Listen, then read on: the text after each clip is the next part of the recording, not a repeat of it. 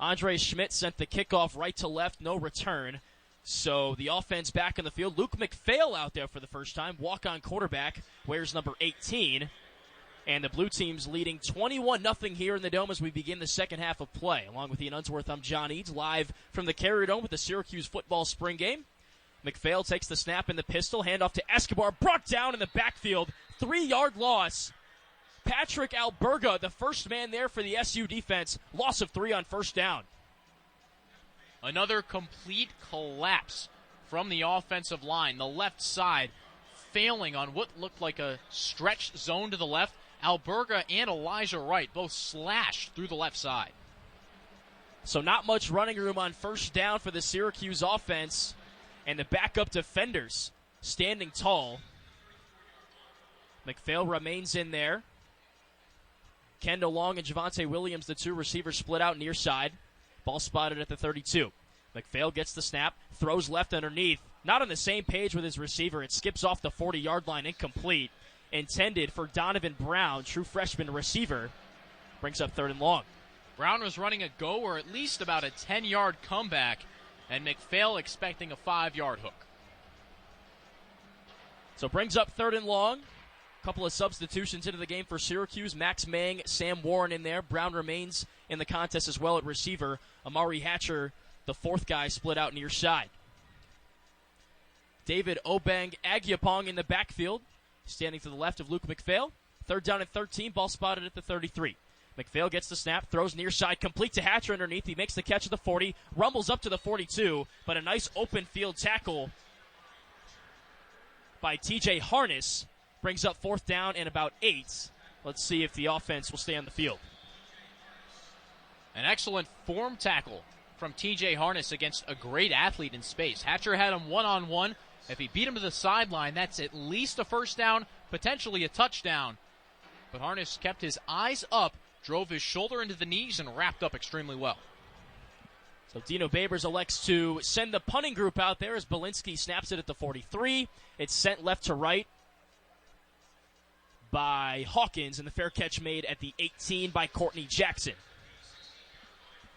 So a rare stop against the blue offense, but it's because Justin Lamson remained on the sideline. Luke McPhail couldn't pick up a first down for the SU offense.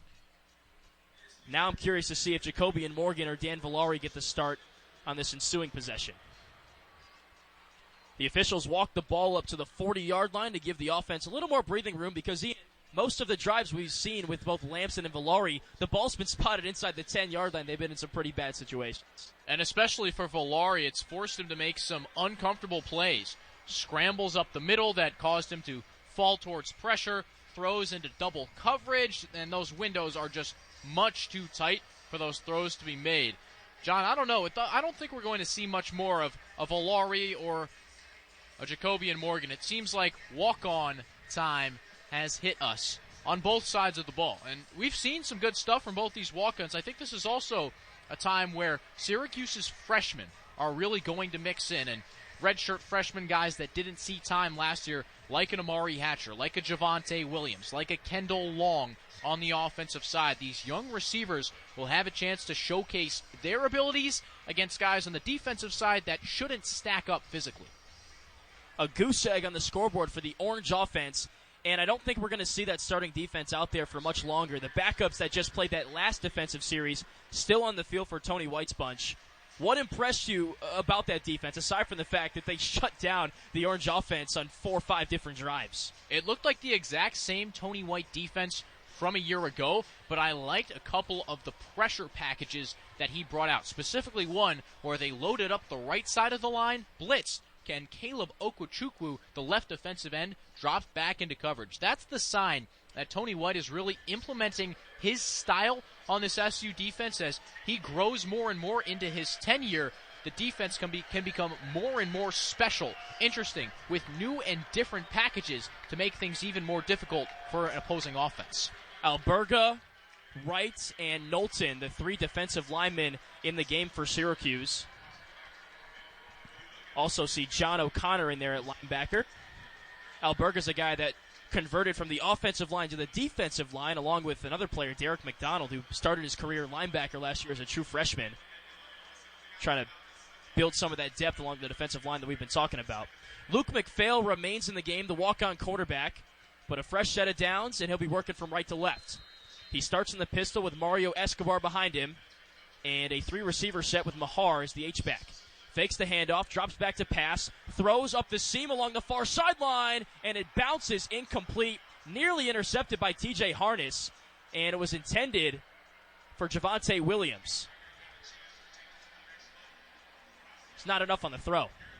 That was a nice route, a sluggo, slant and go. Williams fakes like he's cutting towards the middle, then jerks it back outside, and he had a real step, maybe even two, on TJ Harness, but McPhail threw up a duck, and it had no chance of connecting with the receiver. You know what my favorite route was in high school? What was it? Sluggo. Favorite, man. Gets the DBs every time. Eric Dungy being interviewed along the near sideline back in the Dome, signing some autographs pregame. But a 2nd down and 10. McPhail gets the snap with a 35, fakes, throws over the middle, has his receiver. It's Donovan Brown, who sideswipes a defensive back, and he's wrapped up at the 30-yard line in blue territory. The true freshman with a catch and run and a big play.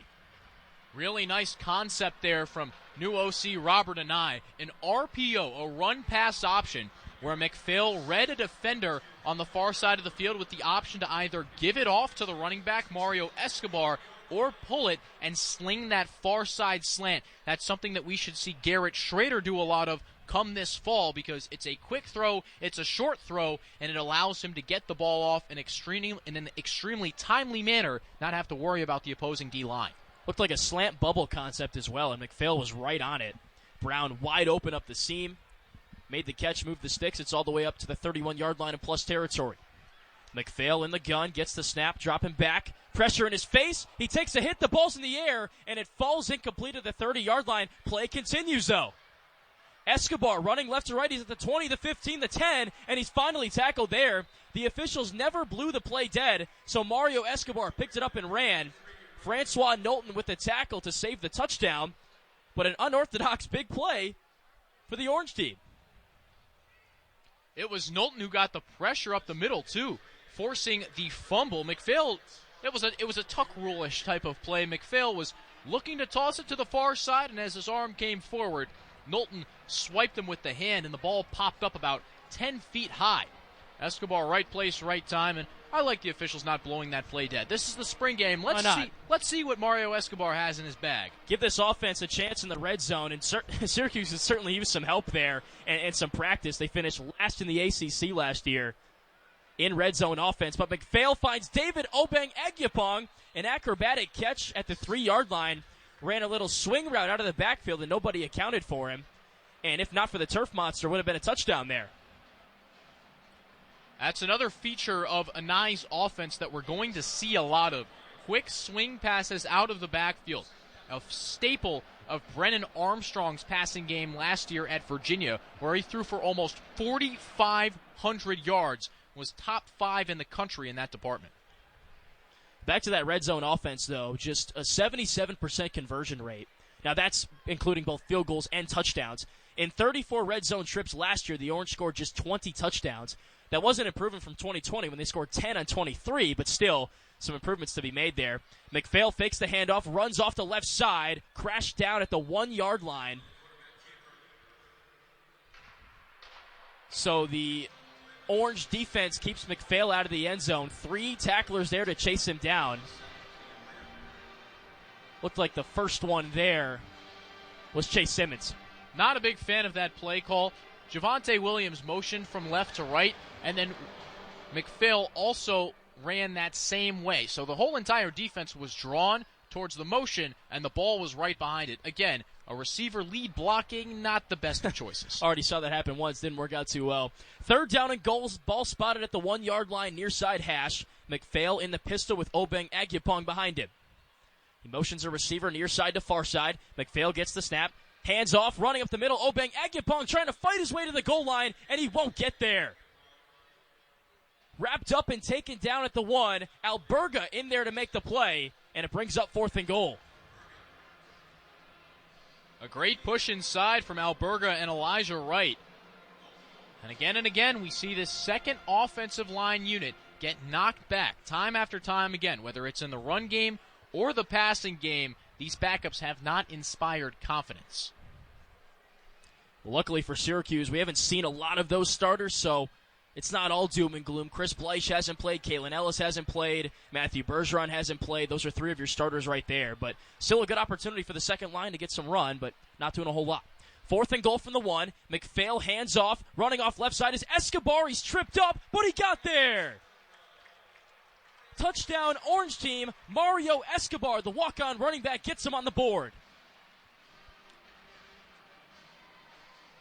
The stretch zone play that Syracuse tried to run earlier on pays off. Escobar, a quick scamper. He didn't wait for a hole to open up. Instead, he took it straight to the goal line himself, and his momentum was enough to take him past tacklers like Braylon Oliver, the Louisville transfer, and fall for 6.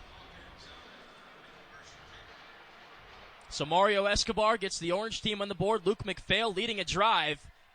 And the PAT good from Ian Hawkins. So 21-7 rather, the score inside the Dome. The Orange team finally strikes back with a response. Kind of a weird drive, though, Ian, because they simulated a couple of plays, bringing the ball up to the 40-yard line to start. And then Francois Knowlton laid a vicious lick on McPhail. The ball just, went straight up in the air, hit the turf. Officials allowed play to continue, so Escobar moved it up 20 yards from there. So not exactly how Robert and Jason Beck, and Dino Babers probably drew that one up, but they'll take the 6 points no less.